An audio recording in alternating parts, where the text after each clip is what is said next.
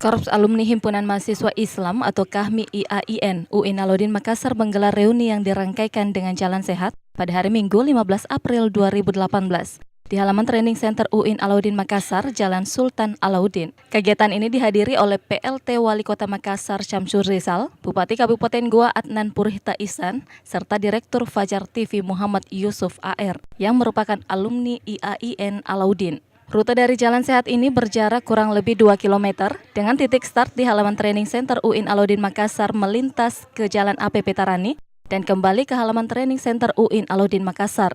Kegiatan ini bertujuan untuk menyatukan kekuatan para alumni yang bertebaran secara nasional dari berbagai profesi untuk suatu hal, yakni kepentingan bangsa di masa depan. Kekuatan potensi alumni yang bertebaran secara nasional dan berbagai profesi untuk satu hal, yaitu kepentingan bangsa dan negara.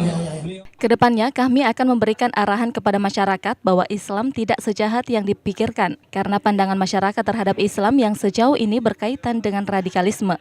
Ihsan, Fajar TV dan Fajar Radio melaporkan.